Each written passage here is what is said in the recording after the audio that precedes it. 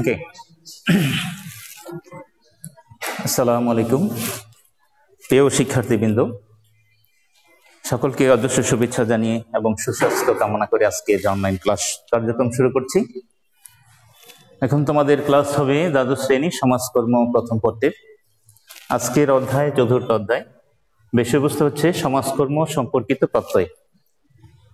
এখানে সমাজকর্ম বিষয়ক অনেকগুলো প্রত্যয় রয়েছে, এর মধ্যে খুবই গুরুত্বপূর্ণ যে প্রত্যয়, এর মধ্যে অন্যতম হচ্ছে জাকাত। এই প্রত্যয়টি মূলত সমাজ কল্যাণের ঐতিহ্যগত সমাজ কল্যাণের একটি অংশ। তোমরা ইতিমধ্যে জেনেছো যে সমাজকর্মে দুইটি ধাপ, একটি হচ্ছে আধুনিক সমাজকর্ম, আরেকটি হচ্ছে ঐতিহ্যগত সমাজকর্ম বা সমাজ কল্যাণ। শুরু থেকেই মানুষের সেবার জন্য যেই ধরনের কার্যক্রম চালু ছিল, মূলত সেগুলোকেই ঐতিহ্যগত বা ট্রেডিশনাল সোশ্যাল ওয়েলফেয়ার বলা হয়। এর মধ্যে অন্যতম হচ্ছে জাকাত। মূলত ইসলামী অর্থ ব্যবস্থার এটি অন্যতম একটি উপাদান, নিয়ামক বা এলিমেন্টস। এটাও বর্তমান আধুনিক বিশ্বের মধ্যেও সমান তালে আধুনিক সমাজ কল্যাণের ক্ষেত্রে যে অবদান রেখেছে, এটাও পাশাপাশি বিশেষ ভূমিকা পালন করে যাচ্ছে। তো এই জন্য আমরা আজকে জাকাত সম্পর্কে বিস্তারিত জানবো। বিশেষ করে তোমাদের পরীক্ষার মধ্যে যে প্রশ্নগুলো থাকে সেগুলো নিয়ে একটু আলোচনা করব। একটু এই অধ্যায় থেকে আমরা যা জানবো এগুলো আমরা একটু খেয়াল করব। প্রিয় শিক্ষার্থীবৃন্দ, তোমরা যেখানে আছো, আশা করছি আমার অনলাইন কার্যক্রমে তোমরা সংযুক্ত আছো। যদি ব্যস্ত বা অমনোযোগী অবস্থায় ক্লাস দেখো তাহলে তোমাদের কোনো লাভ হবে না। আশা করছি তোমরা মনোযোগের সহিত ক্লাসগুলো দেখবে, অথবা কোনো ব্যস্ততার কারণে যদি ক্লাসগুলো এই মুহূর্তে করা সম্ভব না হয়, আশা করছি পরবর্তীতে তোমরা সেগুলো আমাদের ডিজিটাল রেবতী মোহন থেকে সার্চ দিয়ে সেগুলো জেনে নেবে। তো চলো আজকে যেই প্রশ্নগুলো আমরা আলোচনা করব সেগুলো একটু জেনে নেই। এই অধ্যায়ে আমরা যেগুলো জানবো, প্রথম, জাকাত কি? ক এবং খ এর জন্য এই প্রশ্নটি থাকে, আর বহু নির্বাচনী প্রশ্ন সেটা থাকে। তাহলে প্রথম প্রশ্ন হচ্ছে জাকাত কি, এ সম্পর্কে আমরা জানবো। এরপরে জানবো জাকাতের নেসাব কি, এটাও ছোট প্রশ্ন থাকে, বহু নির্বাচনী প্রশ্ন থাকে, এবং ক এর মধ্যে এই প্রশ্নটি থাকে। কোন কোন জিনিসের জাকাত দিতে হয়, এটা খ। এবং অনেক সময় প্র্যাকটিক্যাল ফিল্ড, অর্থাৎ তোমাদের স্কিল, দক্ষতা যাচাই করার জন্য গ এর মধ্যে এটা থাকে, কতেও থাকে, খতেও থাকে। জাকাত ফরজ হওয়ার শর্তগুলো এটা বিশেষ করে খ এবং গ এ থাকে। জাকাত বন্টনের খাতগুলো কি কি, ক খ এর মধ্যে সমানভাবে প্রশ্নগুলো থাকে। জাকাতের গুরুত্ব কি, এটা উচ্চতর দক্ষতা এবং গ ক খ সবগুলোর মধ্যে এটা তোমরা পাবা। জাকাতের গুরুত্ব এই জন্য খুব ভালো করে এটা জানতে হবে। চলো আলোচনায় চলে যাই। প্রথম, জাকাত কি? খুব সহজে যদি এই প্রশ্নের উত্তর দিতে হয় একেবারে এক কথায়, যে ইসলামের 5টি স্তম্ভের মধ্যে জাকাত অন্যতম, বাস উত্তর হয়ে গেল। আবারও বলি, যদি বলে জাকাত কি, এক কথায় ইসলামের অন্যতম 5টি যে দিক আছে, এর মধ্যে অন্যতম হচ্ছে যেগুলোকে আমরা 5টি রুকন বলে থাকি। ইসলামের 5টি স্তম্ভ বা রুকন, যেটা কোরআনে পাকের মধ্যে আল্লাহ তাআলা ঘোষণা করে দিয়েছেন এই স্তম্ভগুলোর কথা। এবং সরাসরি এই জাকাত শব্দটি আরবি ভাষার শব্দ, কোরআনে পাকের শব্দ। তো এটাও লিখতে পারো যে জাকাত শব্দটি জাকাতুন, অর্থাৎ আরবি ভাষা ওই জাকাত থেকে এসেছে, এবং হুবহু ওই শব্দটি আমরা ব্যবহার করে থাকি। এ হচ্ছে 2 নম্বরে তোমরা লিখবে। 3 নম্বর, জাকাতের অর্থ কি, একটু ব্যাখ্যামূলক যদি খ এর মধ্যে থাকে। তো একটা অর্থ হচ্ছে যে পবিত্রতা, আরেকটা হচ্ছে বৃদ্ধি। এই দুটি অর্থই বেশি প্রসিদ্ধ, এছাড়া আরো অনেক অর্থ আছে, সবগুলো বইয়ে তোমরা পাবা এই দুইটি অর্থ। একটা হচ্ছে বৃদ্ধি, আরেকটা হচ্ছে পবিত্রতা। এটা এই সেন্সে বলা হয় যে জাকাত দিলে সম্পদ বা মাল পবিত্র হয়, সেই সেন্সে অর্থটা যুক্তিযুক্ত। আরেকটি অর্থ হচ্ছে বৃদ্ধি, যারা জাকাত একদম হিসাব করে দিবে তো তাদের মাল বৃদ্ধি পাবে। এই জন্য মুফাসসিরগণ বা বিশেষজ্ঞগণ এই দুইটি অর্থকে গ্রহণ করেছেন। আচ্ছা, এতটুকু লিখলেই তোমাদের হবে। আর যারা আরেকটু বেশি লিখতে চাও, একটা হাদিস রেফারেন্স দিয়ে ওইখানে জাকাতের কথা আছে, পুরো হাদিসটা তুলে দিতে পারো। বাংলায় লিখো, সমস্যা নাই। যে আরবি পারো, বুনিয়াল ইসলামু খামসিন শাহাদাতুন লা ইলাহা ইল্লাল্লাহ আকিমুস সালাওয়াতুজ যাকাত এন্ড সাওমু রমাদান এন্ড বাইতুল হজ।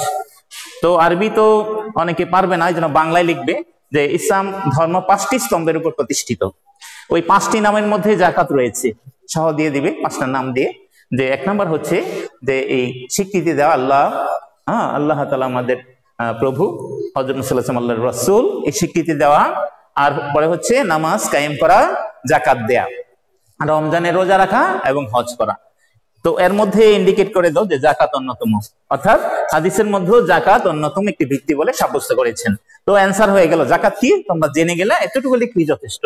এবার আসো জাকাতের নেসাব কি, অর্থাৎ জাকাত কতটুকু দিতে হয়, এই একটা সাংখ্যতাত্ত্বিক দিক।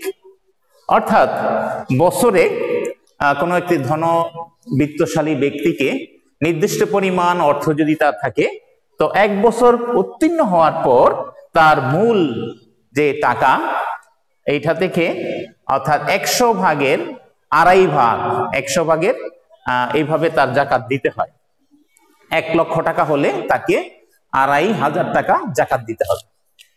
তো এই সেন্সে এইভাবে জাকাত দেওয়ার, এটা হচ্ছে নেসাব বলা হয়। এই পরিমাণকে নেসাব বলা হয়, যে যেই পরিমাণ জাকাত আদায় করতে হয়, ঠিক আছে। অর্থাৎ শতকরা 2.5 টাকা, সহজ হিসাব করলে শতকরা 2.5 টাকা জাকাত আদায় করতে হয়। আচ্ছা, এটা কি জাকাতের নেসাব বলা হয়। আচ্ছা, খুব সংক্ষিপ্ত প্রশ্ন, কোন কোন জিনিসের জাকাত দিতে হয় এটা আমরা জেনে নেই। কোরআন ও হাদিসের দৃষ্টিতে জাকাত দান করার জন্য যে সোর্স, কোন সোর্স থেকে জাকাত দিতে হবে, মানুষের সমস্ত ইনকাম থেকে কি জাকাত দিতে হবে, সে মূল টাকা অথবা ব্যবসা করবে, সে ব্যবসার টাকা পুরো পরিপূর্ণ টাকা থেকে জাকাত দিতে হবে, সে ঘরে থাকবে, ঘরের পরিপূর্ণ টাকা থেকে জাকাত দিতে হবে, এটার একটা বিধান দেয়া হয়েছে। যেসব জিনিসের জাকাত হয় এগুলো আমরা এখন আলোচনা করব, যে কোন কোন জিনিসের জাকাত দিতে হয়। 1 নাম্বার হচ্ছে খাদ্যশস্য।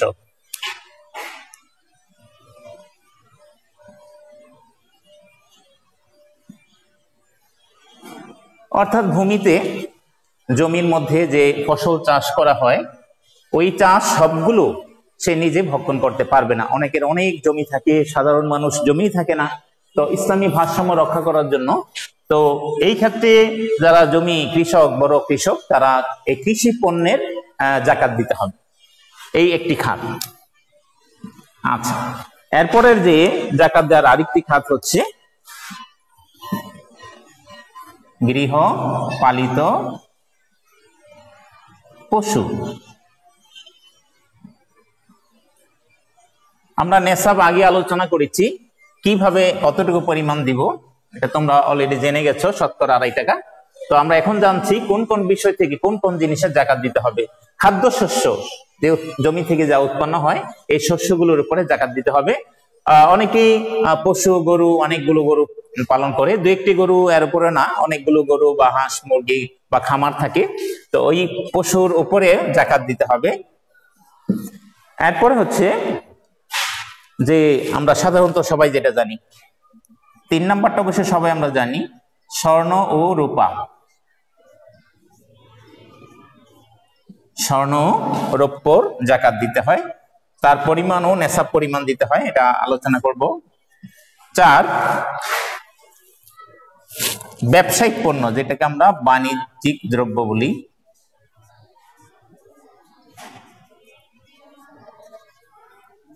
অর্থাৎ ব্যবসায়িক দ্রব্য, আমরা ব্যবসা, কেউ যদি ব্যবসায় লিপ্ত থাকে, ওই ব্যবসায়িক দ্রব্য থেকেও তাকে জাকাত দিতে হবে। 5, খনিজ সম্পদ।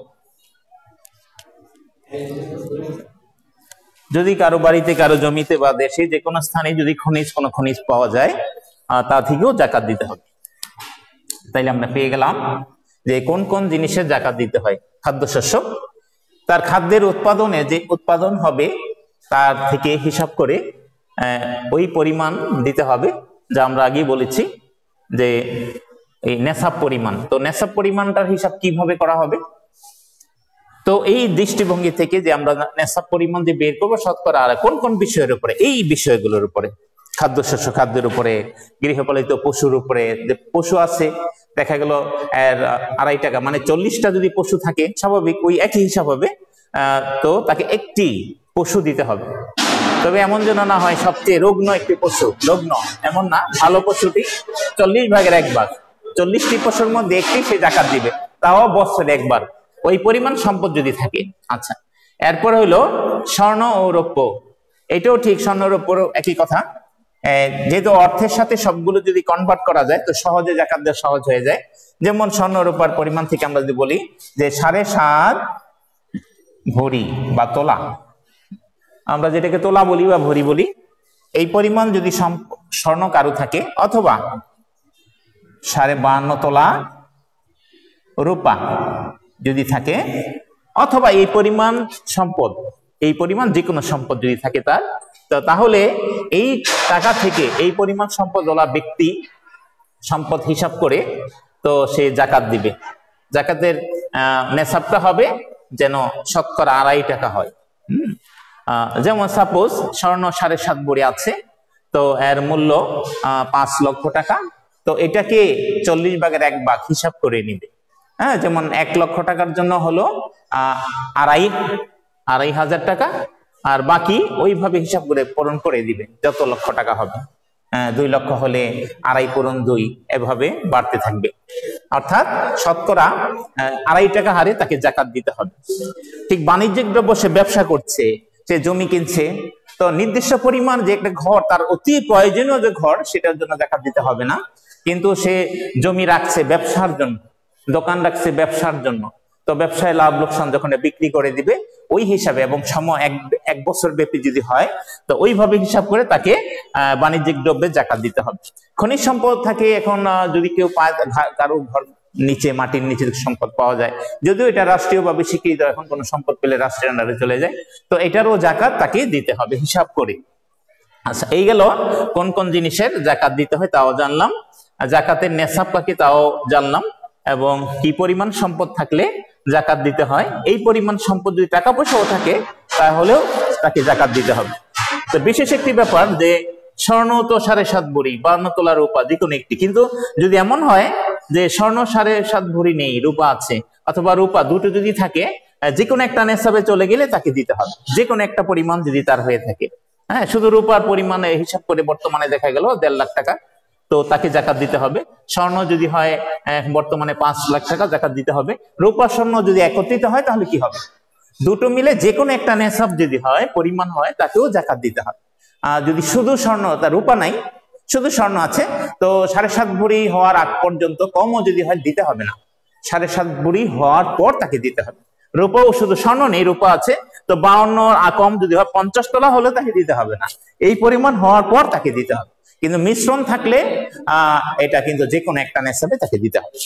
আচ্ছা, আমরা জেনে গেলাম এটা। এবার আসি জাকাত ফরজ হওয়ার শর্তগুলো কি কি। এখন প্রশ্ন হচ্ছে, সকল মুসলমান, সকল নর নারী, সকলের জন্য কি জাকাত ফরজ? তো এটার জন্য নির্দিষ্ট আছে যে, এক তো তাকে নেশাবের মালিক হতে হবে, ওই পরিমাণ সম্পদ থাকতে হবে, এটা তো আমরা আগেই জেনেছি। এরপরও কিছু শর্ত আছে, যে তাকে 1 নম্বর মুসলমান হইতে হবে, মুসলিম হইতে হবে। 1 নম্বর, জাকাতটা মুসলমানের জন্যই বিধান, তো মুসলিম হইতে হবে 1 নম্বর। 2 নম্বর, মুসলমান যদি অপ্রাপ্তবয়স্ক হয় তাহলে হবে না, প্রাপ্তবয়স্ক হতে হবে, তাকে প্রাপ্তবয়স্ক হতে হবে। তো প্রাপ্তবয়স্ক বলতে বোঝায় যে সাধারণত যে অবস্থায় সে, বিশেষ করে যেমন ইসলামের দৃষ্টিতে একটা ছেলে বা পুরুষ সে রোজা রাখবে, রোজা রাখার বয়স হয়ে যায়, প্রাপ্তবয়স্ক বা বালেগ প্রাপ্ত হয়, এরপর থেকে প্রাপ্তবয়স্ক ধরা হয়। এই জন্য 1 নম্বর হলো তাকে, 2 নম্বর তাকে কি করতে বলতে হবে, প্রাপ্তবয়স্ক হইতে হবে। বয়স ঠিক আছে, কিন্তু তার জ্ঞান শূন্য, তাহলে হবে না, অর্থাৎ জ্ঞান সম্পন্ন হইতে হবে, জ্ঞান সম্পন্ন, সুস্থ জ্ঞানের অধিকারী হইতে হবে জাকাত দিতে হলে। যাদের স্বাভাবিক সেন্স নেই তাদের জাকাত দিতে হবে না। মুসলমান না অমুসলিম, তাকে জাকাত দিতে হবে না। অপ্রাপ্তবয়স্ক অবস্থায় তার জাকাত দিতে হবে না। জ্ঞান সম্পন্ন অজ্ঞান, তাকে জাকাত দিতে হবে না। পাগল, তাকে জাকাত দিতে হবে না। এরপরে আসতেছে যে স্বাধীন হওয়া।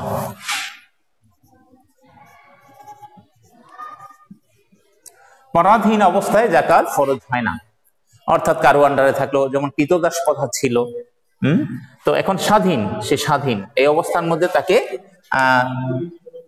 জাকাত দিতে হবে 5। তবে এই ক্ষেত্রে একটু ব্যাপার যে আমরা যেটা ভেবে থাকি যে স্ত্রী স্বামীর আন্ডারে থাকে, সে কি স্বাধীন কিনা, সে কি পরাধীন কিনা। না, সে স্বাধীন। তার যদি নিজস্ব সম্পদ থাকে তাকেও জাকাত দিতে হবে, তাকে পরাধীন ভাবনার কোনো কারণই নেই। ইসলাম নির্দিষ্ট পন্থা দিয়েছে যে একজন অভিভাবক হবে স্বামী, স্ত্রী তার অধীনে থাকবে। এর অর্থ এই না যে সে পরাধীন। তো সেও যদি স্বাধীন, সেও স্বাধীন, তো তারও যদি নিজস্ব সম্পদ থাকে তাকেও কিন্তু জাকাত দিতে হবে হিসাব করে, এটা তার উপরে দায়িত্ব। তো স্বামী যদি দিয়ে দেয় এটা আলাদা কথা, কিন্তু তার উপর একটা ফরজের জিম্মা থেকে যাবে যদি সে এটা আদায় না করে। আচ্ছা, 4 নাম্বার হচ্ছে স্বাধীন হইতে হবে তাকে। এরপর আসতেছে যে যেটা আমি আগেই বলেছি, নেশাব পরিমাণ সম্পদ থাকতে হবে। নেশাব পরিমাণ সম্পদ থাকা, যেটা আমি আগেই বলেছি, নেশাব পরিমাণ মানে স্বর্ণ বা রূপা যদি ধরি বা এই পরিমাণ অর্থ ধরি, তো এই পরিমাণ সম্পদ যদি থাকে 7.5 ভরি স্বর্ণ অথবা 52.5 তোলা রূপা অথবা এই পরিমাণ কোনো অর্থ যদি থাকে, তাকে অবশ্যই জাকাত দিতে হবে। বা তারপরে আমি কয়েকটা বলেছি, 5টা খাতের কথা বলেছি, যে কোনো একটা খাত ওই পরিমাণ হলেই তাকে জাকাত দিতে হবে। এটাকে বলা হয় নেশাব পরিমাণ সম্পদ থাকা। এখন প্রশ্ন হচ্ছে, কোনো একেবারে গরিব মিসকিন, তাকে সবাই দান করে এমন হয়ে গেল যে সে নিজেই এখন নেশাব পরিমাণ হয়ে যাচ্ছে, তার উপর আবার জাকাত ওয়াজিব হবে। এই ভিক্ষুকটাও যদি তাকে এমন সম্পদ দেওয়া হলো, এই পরিমাণ পৌঁছে গেল, সেও কিন্তু নেশাবের অধিকারী হয়ে গেল, সাহেবে নেশাব জাকাতের হয়ে গেল, তাকেও কিন্তু জাকাত দিতে হবে। আচ্ছা, এরপর আসতেছি, এটাকেই নেশাব বলা হয়, নেশাব পরিমাণ সম্পদ থাকা, সে এটা জারি হোক।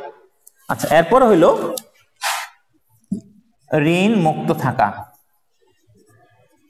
ঋণ মুক্ত মানে ঋণী, সে নিজেই তো ঋণী, সে জাকাত কিভাবে দেয়? আগে তো ঋণ মুক্ত হওয়া তার জরুরি, এরপরে তো সে নেশাবের মালিক হবে। তো এই জন্য ঋণ মুক্ত থাকতে হবে তাকে, আলাদা একটি শর্ত। তবে এখানে একটু চালাকির ব্যাপার যদি করা হয়, হবে না, ইসলামের সাথে কোনো চালাকি হবে না। যে সে সবসময় ঋণই থাকে, ব্যাংক থেকে ঋণী, লক্ষ লক্ষ টাকা সে ব্যবসা করছে, ইন্ডাস্ট্রি, হ্যাঁ, শত শত ইন্ডাস্ট্রি, বিদেশি ব্যাংকে টাকা, তো এত টাকার পরও সে ঋণগ্রস্ত, তো দেউলিয়া, ওই সেন্স ওইটা হবে না। সে নিজের প্রলোভনে, নিজের লাভের ক্ষেত্রে অতি লোভী হয়ে সে ঋণ আদায়, শুধু ঋণ নিতে থাকে বিভিন্ন ব্যাংক থেকে, বিভিন্ন সংস্থা থেকে। তো এই হিসাবে যে সে তো কখনোই ঋণ মুক্ত হবে না, তার জাকাত দিতে হবে না, তাইলে ব্যাপারটা এমন না। হ্যাঁ, ব্যাপারটা হচ্ছে স্বাভাবিকভাবে তার প্রয়োজন, যেভাবে জীবনযাপন করার কথা, স্বাভাবিক অবস্থার মধ্য থেকে যদি সে একেবারে ঋণী হয়ে যায়, এই ছাড়া সে তার ঋণ মুক্ত থাকলেই তাকে জাকাত দিতে হবে। আচ্ছা, এরপরেও আছে বিশেষ করে আরেকটা, যেটা আমরা আগে বলেছি, 1 বছর পূর্ণ হওয়া। তার এই যে নেশাব পরিমাণ সম্পদ যদি থাকে, 1 বছরের আগেই যদি শেষ হয়ে যায়, পরে 1 বছর হলো না, তার জন্য জাকাত দিতে হবে না। এটা হলো পূর্ণ 1 বছর তার কাছে এটা থাকতে হবে, যে অর্থগুলোর কথা বলা হয়েছে, তাহলে তাকে হিসাব করে জাকাত দিতে হবে। অর্থাৎ 7 নম্বর হচ্ছে 1 বছর পূর্ণ হওয়া জরুরি। আমরা আলোচনায় করে ফেললাম, যেগুলো জাকাত কি আলোচনা করলাম, নেশাব আলোচনা করলাম, কোন কোন জিনিসের জাকাত দিতে হয় তা আলোচনা করলাম। আচ্ছা, জাকাত ফরজ হওয়ার শর্তগুলো আলোচনা করলাম। এবার আসছি জাকাত বন্টনের খাতগুলো। খুব বেশি এই প্রশ্নটা খুব বেশি এসে থাকে, এটা তোমরা লক্ষ্য করো যেন মুক্ত হয়ে যায়। জাকাতের বন্টনের খাত, অর্থাৎ যাদেরকে জাকাত দেয়া যায়, যে শ্রেণীকে জাকাত দেয়া যায়, আমি জাকাতটা আদায় হবে, যাদেরকে দিলে জাকাত আদায় হবে।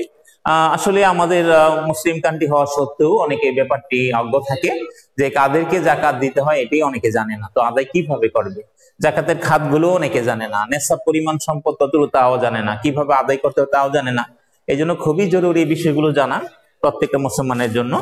তো জাকাত বন্টনের খাতগুলো আল্লাহ তাআলা নিজেই কোরআনে পাকের মধ্যে ব্যক্ত করেছেন। 8 শ্রেণীর লোকদেরকে জাকাত দেয়া যায়। তো এইগুলো আমরা মুক্ত করব এখন। 1 নম্বর হচ্ছে ফকির,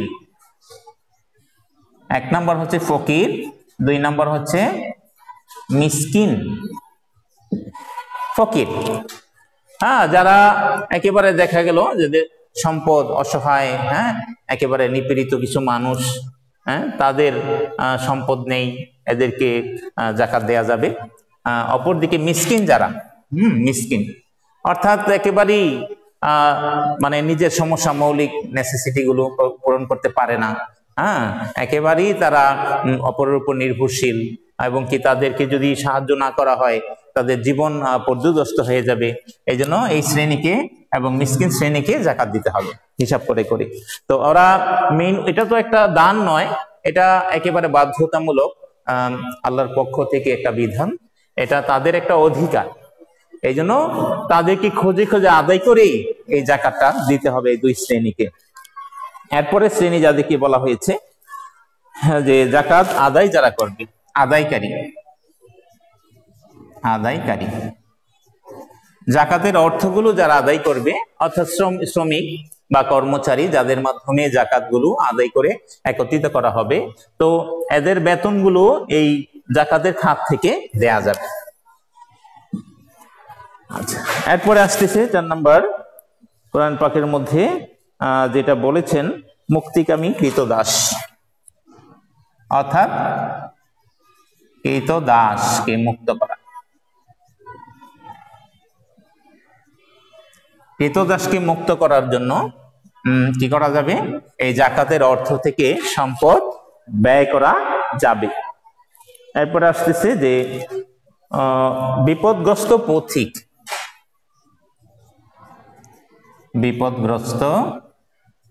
পথিক, যেটাকে আমরা মুসাফির বলে থাকি।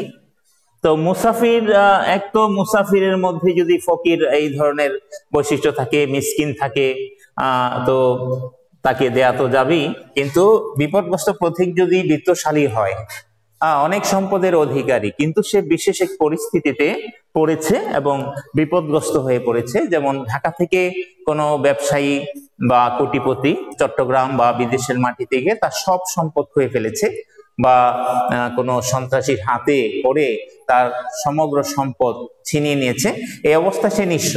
এখন তাকে দেশে ফেরত পাঠানোর জন্য তাকে জাকাতের অর্থ থেকে এই বিপদগ্রস্ত পথিককে সাহায্য করা যাবে। তো এই জন্য 5 নম্বরে হচ্ছে বিপদগ্রস্ত পথিক, সে যেই হোক না কেন, তাকে এই জাকাতের খাত থেকে সম্পদ ব্যয় করা যাবে। এরপরে আসতেছে যে যারা আল্লাহর পথে সংগ্রামে রত, আল্লাহর পথে সংগ্রামরত।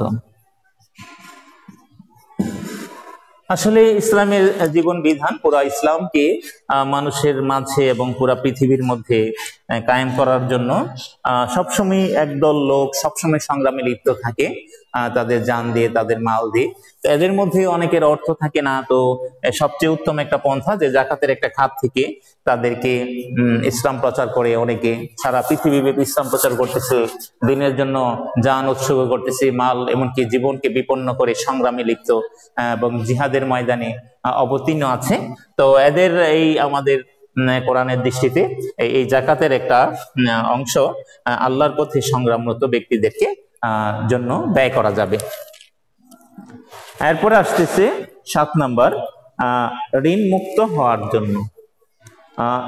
ঋণ পরিশোধ অর্থাৎ অক্ষম ঋণী, যারা ঋণী ব্যক্তি, এক ব্যক্তি ঋণগ্রস্ত, তো সে স্বাভাবিকভাবে তার ঋণকে সে পরিশোধ করতে পারছে না, চেষ্টা সত্ত্বেও যদি এমন অবস্থা হয় সে পারবে না, তার সম্পদ নেই, তো তার এই ঋণ পরিশোধ করার দায়িত্ব অন্য মুসলমানদের, এবং ওই ক্ষেত্রে তারা জাকাতের খাত থেকে তাকে সাহায্য করতে পারবে এবং তার ঋণ মুক্ত করে দিতে পারবে। সবশেষে নও মুসলিম, অর্থাৎ ইসলামের প্রতি আকর্ষণ করার জন্য বা অন্য ধর্মে যারা আছে, বিশেষ করে যারা ভুল পথে আছে, এদেরকে ইসলামের দিকে আকর্ষণ করার জন্য এই খাতটা ব্যয় করা হবে। বিশেষ করে যারা অলরেডি এসেও গেছে, মুসলিম নতুন মুসলমান, তাদের জীবন সম্পূর্ণ বিপর্যস্ত হয়ে পড়ে, তাদের অর্থবিত্ত অবস্থা থেকে সে যখন চলে আসে, তার পরিবার, তার পরিজন তাকে নেগলেক্ট করতে থাকে, আর্থিকভাবে তাকে কি করে দেয়, আলাদা করে দেয়। তো ওই অবস্থায় তাকে সাহায্য করা মুসলমানদের জন্য জরুরি, যেমন সে মুহাজির হয়ে আসছে, আর আনসার অর্থাৎ সাহায্যকারী হিসেবে মুসলমানরা সাহায্য করবে, এটাই স্বাভাবিক। তো এরা এই জাকাতের খাত থেকে তাকে হেল্প করতে পারবে, এই নও মুসলিমকে হ্যাঁ, তো এই জন্য আমাদের যদি এই জাকাতের খাতগুলো জানা থাকে, আমাদের জাকাতগুলো সঠিক ক্ষেত্রে আমরা ব্যয় করতে পারবো। অনেকে এই লোকগুলো খুব বিপদের মধ্যে পড়ে থাকে, তো তাদের অনেকে জাকাতের খাতগুলো জমা থাকে, কিন্তু না জানার কারণে তাকে হেল্প করতে পারবেন। সে অন্য কাউকে হেল্প করার জন্য যারা টাকাগুলো জমা রাখে, অর্থাৎ চোখের সামনে দেখা যাচ্ছে খুব বিপদে পড়ে আছে অনেকে, তাকে যদি জানা থাকে আমি ওইভাবে হয়তো পারছি না, আমার বেতন থেকে হয়তো পারছি না, ফ্যামিলি থেকে পারছি না, তো আমার যে একটা খাত যেটা 1 বছর পরে আমাকে অবশ্যই দিতে হবে, আল্লাহর কাছে জবাব দিতে হবে, এই খাতটা যদি আমি রেখে দেই এবং এইভাবে জানা থাকে, আমরা সহজেই সাহায্য করতে পারবো। এই জন্য আমরা জেনে গেলাম জাকাত বন্টনের খাতগুলো। আশা করি তোমরা সবাই উত্তরগুলো দিতে পারবে যে জাকাত কি, জাকাতের নেশাব কি, কোন কোন জিনিসে জাকাত দিতে হয়, জাকাত ফরজ হওয়ার শর্তগুলো কি কি, এবং কাদেরকে জাকাত দেয়া যায়। এবার আসছি জাকাতের গুরুত্ব। খুব ইম্পর্টেন্ট এই প্রশ্নটি, ব্যাখ্যামূলক প্রশ্নের মধ্যে থাকে এটা। জাকাতের অর্থনৈতিক গুরুত্ব অপরিসীম। বিশেষ করে ইসলামী অর্থ ব্যবস্থায় দুটি বিষয় খুবই কার্যকরী ছিল খোলাফায়ে রাশিদিনের সময়। আমরা দেখেছি ইসলামের ইতিহাসে, একটি হচ্ছে জাকাত, আর একটি হচ্ছে বাইতুল মাল। বাইতুল মাল ব্যবস্থার মাধ্যমে বিশেষ করে ঐতিহ্যগত সমাজ কল্যাণের একটা সুদূর প্রসারী মানব কল্যাণ আমরা লক্ষ্য করেছি খোলাফায়ে রাশিদিনের জমানায়। আর আরেকটি জাকাত প্রদানের মাধ্যমে। মানুষ যখন জাকাত দিবে, প্রথম সবচেয়ে বড় যে গুরুত্বপূর্ণ দিক, ইম্পর্টেন্স অফ জাকাত। তো এই জাকাতের গুরুত্ব,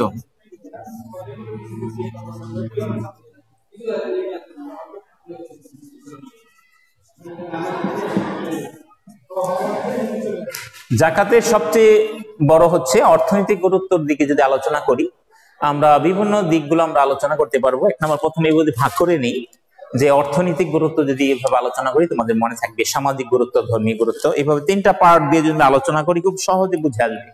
একত্রিত ভাবে গুরুত্বগুলো লিখতে পারো, সমস্যা নেই। প্রথম আসে অর্থনৈতিক গুরুত্ব। জাকাতের মাধ্যমে ধনী এবং গরিবের একটা ভারসাম্য রক্ষা হয় অথবা দূরত্ব কমে যায়। নির্দিষ্ট সম্পদ তার হয়ে গেলে আল্লাহর বিধান যে তোমার সম্পদের এই অংশটুকু 2.5% গরিবকে দিয়ে দাও। প্রত্যেক ব্যক্তি যখন এইভাবে 2.5% দিয়ে দিবে, তো যারা একেবারেই গরিব শ্রেণী তারা এদের ব্যালেন্স হবে, এদের ব্যালেন্স, উপর শ্রেণী একটু নিচে নামবে, ধনী একসময় ব্যালেন্স হয়ে যাবে। 1 নম্বর। 2 নম্বর হচ্ছে এদের মধ্যে বিশেষ করে অর্থনৈতিক ভাবে তারা ডেভেলপ হবে। যেহেতু আমাদের অর্থ ব্যবস্থার অন্যতম হচ্ছে যে সমাজের প্রত্যেকটি মানুষকে অর্থনৈতিকভাবে স্বয়ংসম্পূর্ণ করা। তো জাকাত অর্থ ব্যয় করার মাধ্যমে, জাকাতের অর্থ যদি দেওয়া হয়, তো প্রত্যেকেই কিন্তু স্বাবলম্বী হতে পারে। জাকাতের অর্থগুলো দিয়ে যখন সমাজের মধ্যে বিভিন্ন প্রজেক্টগুলো চালু থাকবে, তো মহিলা শ্রেণী, তারপরে অসহায়, যুবক, প্রত্যেকেরই ব্যবস্থা হবে। বিশেষ করে সমাজের মধ্যে ভিক্ষাবৃত্তি একটা বিশেষ দিক, জাতিকে পঙ্গু করে দেয়। এই ভিক্ষাবৃত্তি দূর করার জন্য একটা অন্যতম পদ্ধতি, ইফেক্টিভ একটা মাধ্যম হচ্ছে জাকাত ব্যবস্থা। জাকাতের মাধ্যমে তার এই বিশেষ থেকে সে উত্তরণ হতে পারে। জাকাতের নির্দিষ্ট পরিমাণ তাকে সম্পদ এমন যেন না হবে নেশাব পরিমাণ হয়ে যায়, তো ওই সম্পদের দ্বারা সে বিভিন্ন কারিগরি প্রশিক্ষণ গ্রহণ করে বা সেলাই মেশিন কিনে বা তার মৎস্য চাষ বিভিন্ন ভাবে সে স্বাবলম্বী হতে পারে। হ্যাঁ, এটা একটা বিরাট দিক। সে তখন আর ভিক্ষাবৃত্তি সে ছেড়েই দেবে। অপরদিকে অনেকে চৌর্যবৃত্তি বা চুরি বা বিভিন্ন অপরাধের সাথে জড়িত, তখন জাকাত দানের মাধ্যমে সে দেখা গেল চুরি কখন করে, যখন তার মৌল মানবিক প্রয়োজন পুরা করতে পারে না, তো তাৎক্ষণিক জাকাতের মাধ্যমে তার মৌল মানবিক প্রয়োজন পুরা হয়, তো ওই দিকে সে ধাবিত হয় না, তার একটা বিশেষ ভাবে সে ওই দিক থেকে ফিরে আসে। তো এই দিকগুলো হলো অর্থনৈতিক দিক। আবার অর্থ ব্যবস্থাও চাঙ্গা হয় জাকাতের মাধ্যমে। জাকাতের ফান্ডগুলো একত্রিত করে যদি জাতীয় কোনো বাজেটের মাধ্যমে সামগ্রিক উন্নয়ন করা হয়, জাতীয় উন্নয়ন গতি ত্বরান্বিত হয়। অপরদিকে সামাজিক গুরুত্ব কি, যে এদের মধ্যে একটা সুন্দর সম্পর্ক সৃষ্টি হয়। ধনী দরিদ্র পাশাপাশি একটা সেতুবন্ধন হয়। তাকে ধনীকে অবশ্যই দরিদ্রের ঘরে যেতে হয় তাকে এই জাকাতটা দেওয়ার জন্য। যে প্রচলিত ব্যবস্থায় যেমন লাইন ধরে বা বিশেষ করে অ্যাডভার্টাইজ দেওয়ার জন্য বা এই যেভাবে রাজনৈতিক ভাবে আমরা বিশেষ স্বার্থ হাসিলের জন্য জাকাত দিয়ে থাকি, আসলে এটা বিধানই না, এইভাবে জাকাত আদায়ের প্রশ্নই ওঠে না। এটা তো ধনীর ঘরে, ধনী গরিবের ঘরে গিয়ে সেটাকে সঠিকভাবে আদায় করে দিবে এবং এক আল্লাহর জন্য দিবে, তাকে দেখানোর জন্য দেয়া যাবে না। হ্যাঁ, এটা একমাত্র আল্লাহকে, আল্লাহর একটা বিধান, এটা ফরজ, এটা দিতে হবে। এবং তখন ধনী দরিদ্রের বৈষম্য দূর হয়ে যাবে। আর এদের মধ্যে একটা সেতু বন্ধন সৃষ্টি হবে, সামাজিক ভারসাম্য রক্ষা হবে। যখন জাকাত ব্যবস্থা চালু হবে, সৌহার্দ্যপূর্ণ একটা ব্যবস্থা সৃষ্টি হবে, পৃথিবী থেকে অত্যাচার অনাচার কিছুই থাকবে না, একটা সুন্দর সামাজিক জীবন তৈরি হবে, পারিবারিক জীবন তৈরি হবে। অপরদিকে ধর্মীয় দিক দিয়ে এটার গুরুত্ব যে জাকাত যে ব্যক্তি দিবে আল্লাহ তাআলা তার উপর সন্তুষ্ট হয়ে যাবেন। দুই, তার মালকে পবিত্র করে দিবেন এবং তার মাল বৃদ্ধি হতে থাকবে। হ্যাঁ, তার মাল বৃদ্ধি হয়ে থাকবে, নচেত হাসরের ময়দানে তার এই সম্পদকে দিয়ে তার নিজেই শাস্তি দেওয়া হবে, তাকে তার সারা শরীরের মধ্যে লোহা গরম করে শাস্তি দেওয়া হবে। এই জন্য এটা তার বিপদের কারণ হবে। আর জাকাত আদায় করলে এটা তার জন্য নাজাতের কারণ। আচ্ছা, এটা যেহেতু এটা ময়লাযুক্ত জিনিস, এটা তার অধিকারের না, অন্যের অধিকার তার মধ্যে এটা রক্ষিত থাকবে, সে ধ্বংস হয়ে যায়। এই জন্য তার ধর্মীয় দিক হচ্ছে, সে ধর্মের মেন উদ্দেশ্য হচ্ছে আল্লাহকে, আল্লাহ খুশি হয়ে যাওয়া এবং নাজাত প্রাপ্তি। তো এটা তাকে ত্বরান্বিত করবে জাকাত দানের মাধ্যমে। তো এই জন্য আমরা জানলাম যে জাকাতের তিনটি দিক আমরা যদি ব্যাখ্যা করি, তো সহজেই জাকাতের গুরুত্বগুলো তোমরা লিখতে পারবে। তো সবচেয়ে ভালো হয় প্রত্যেকটা গুরুত্বের সামনে যে উদাহরণ দিয়ে দাও। হ্যাঁ, উদাহরণ দিলে নাম্বার বেশি পাওয়া যায়। কোরআনের উক্তি দিলে আরো বেশি ভালো, হাদিসের উক্তি যদি দাও তাহলে সবচেয়ে ভালো হবে। এই জন্য তোমরা বই পড়বে, বই পড়ার কোনো বিকল্প নেই। আর ওই অনলাইন ক্লাসগুলো মনোযোগ যদি করো এবং বই পড়ো, তোমাদের উত্তর দেওয়া সহজ হবে। সকলকে অজস্র শুভেচ্ছা জানিয়ে আজকের মতো অনলাইন কার্যক্রম শেষ করছি। আল্লাহ হাফেজ।